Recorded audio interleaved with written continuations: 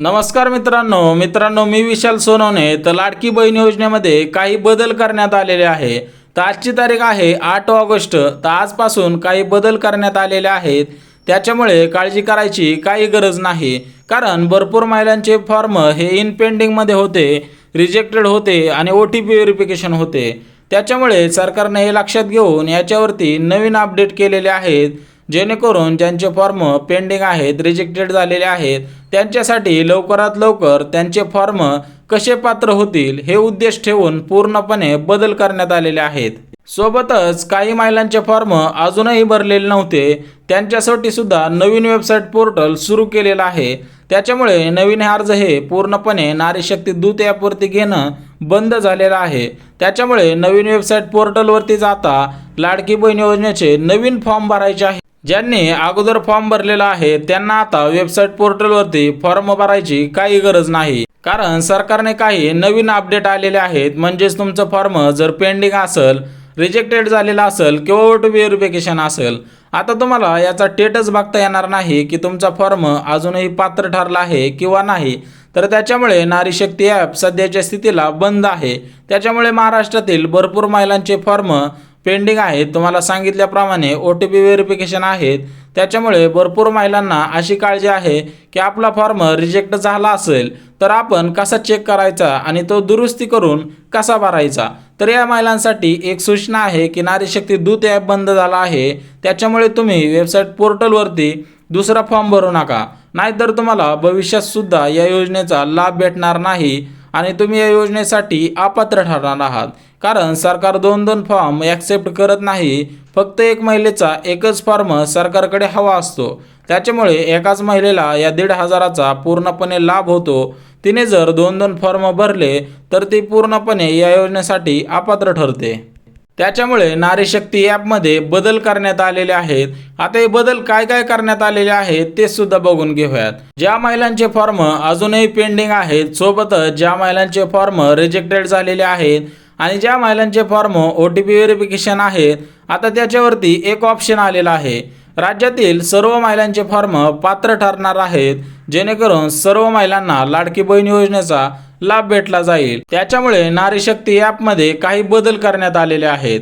आता वेबसाईट पोर्टलवरती तुम्ही जर फॉर्म भरायला गेला तर वेबसाईट सुद्धा खूप स्लो चालत आहे, कारण नारी शक्ती दूत ॲप बंद झाल्यामुळे वेबसाईटवरती फॉर्म भरणे चालू आहे। अगदी तसंच झालं होतं नारी शक्ती दूत ॲपच्या बाबतीत। त्याच्यामुळे त्याच्यावरती बदल करून जे लोड होता तो पूर्णपणे आता कमी करण्यात आलेला आहे। म्हणजे तो बंद याच्यासाठी ठेवलेला होता की त्याच्यावरती अजून नवे फॉर्म येऊन तो ॲप पूर्णपणे स्लो चालणार नाही। आता वेबसाईट पोर्टलचं बघून घेऊया। तर लाडकी बहीण योजनेची वेबसाईट आलेली आहे, तुम्हाला तर सांगितल्याप्रमाणे, आणि तुम्हाला माहिती पण असेल की वेबसाईट आलेली आहे। तर त्या वेबसाईटवरती जाऊन पूर्णपणे आपली माहिती अचूक भरायची आहे, जेणेकरून सर्व नवीन अर्ज पात्र ठरतील। कारण वेबसाईट पोर्टलवरती आता फक्त नवीन अर्ज स्वीकारणं चालू आहे। तुम्हाला सांगितल्याप्रमाणे जुने ज्यांचे फॉर्म आहेत अगोदर नारी शक्ती दूत ॲपवरती भरलेले आहेत, त्यांनी वेबसाईट पोर्टलवरती भरायचे नाहीत, फक्त नवीन अर्जच त्याच्यावरती स्वीकारले जाणार आहेत। आणि ज्यांचे फॉर्म नारी शक्ती दूत ॲपच्या माध्यमातून भरलेले आहेत आणि ते इन पेंडिंग आहेत, त्यांच्यासाठी सुद्धा काही अपडेट आहेत। सोबतच वेबसाईट पोर्टलवरती सुद्धा काही फॉर्म इन पेंडिंग दाखवत आहेत, त्यांचे सुद्धा फॉर्म रिजेक्टेड झालेले आहेत। असं नाही की नारी शक्ती दूत ॲपवरतीच फॉर्म अपात्र होत आहेत, वेबसाईट पोर्टलवरती सुद्धा काही फॉर्म अपात्र ठरत आहेत।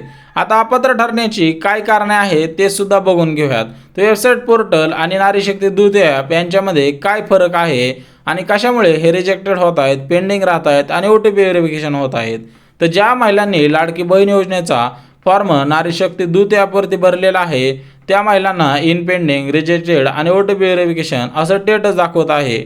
तर त्या महिलांना नारी शक्ती दूत ॲपवरती आता एक नवीन एडिट नावाचा ऑप्शन दिसणार आहे आणि आता आपला फॉर्म काय चुकला आहे ते सुद्धा बघता येणार आहे।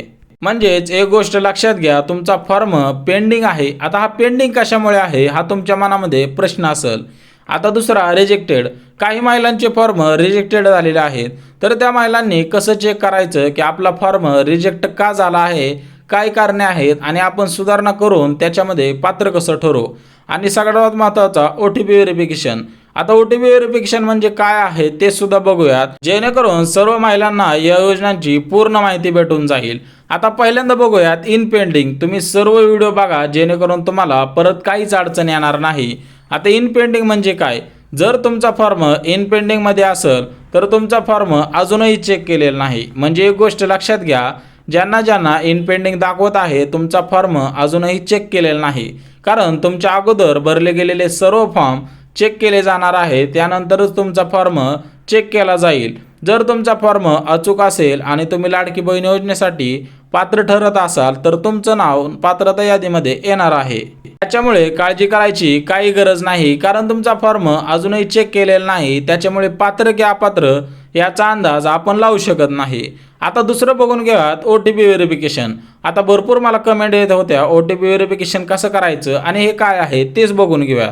तो OTP व्हेरिफिकेशन म्हणजे तुमची लाडकी बहीण योजनेच्या माध्यमातून KYC केले जात आहे. आता सर्वांना माहितीच असेल KYC काय असते. रेशन कार्ड, रेशन दुकानांमध्ये आपण जातो तिथं सुद्धा आपली KYC करणं अनिवार्य झालेलं आहे. आता या लाडकी बहीण योजनेची OTP व्हेरिफिकेशन म्हणजेच KYC कशी करायची आहे, तर आपल्याला काय करायचं आहे, नारी शक्ती दूत ॲपवरती जायचं आहे आणि तिथं आपल्याला OTP व्हेरिफिकेशन हा ऑप्शन दिसणार आहे. त्याच्यावरती दाबायचा आहे आणि आपल्याला आपला जो नंबर आहे आधार कार्ड लिंक असणारा तो तिथं नंबर टाकायचा आणि त्याच्यावर येणारा OTP सबमिट करायचा आहे. लगेच तुम्हाला कळून जाईल की तुम्ही लाडकी बहीण योजनेसाठी पात्र ठरला आहात की अपात्र. आता त्याच्याच पुढचा मुद्दा बघून घेऊयात. तर रिजेक्टेड, भरपूर महिलांचे फॉर्म रिजेक्टेड झालेले आहेत. आता हे कशामुळे झालेले आहेत ते सुद्धा बघूयात. ज्या महिलांचा फॉर्म रिजेक्टेड झालेला आहे त्या महिलांना सुद्धा अजून एक संधी दिली जाणार आहे. परत एकदा तुम्हाला लाडकी बहीण योजनेचा फॉर्म भरता येणार आहे. तुम्हाला सुद्धा नारी शक्ती दूत ॲप मध्ये एडिट नावाचा ऑप्शन दिसणार आहे. म्हणजे जिथं तुम्हाला रिजेक्टेड असा स्टेटस दाखवत आहे त्याच्याच खाली बघायचं तुम्ही एडिट नावाचा ऑप्शन दिसणार आहे. आता एडिट नावाच्या ऑप्शनवरती क्लिक करून आपल्याला पूर्णपणे सर्व माहिती अगदी अचूक भरायची आहे. त्याच्यानंतरच तुम्हाला लगेच कळून जाईल की तुमचा फॉर्म पात्र ठरला आहे की अपात्र. त्याच्यामुळे सर्व गोष्टी लक्षात घेऊन काहीच काळजी करायची गरज नाही. रिजेक्टेड झालेला असू द्या,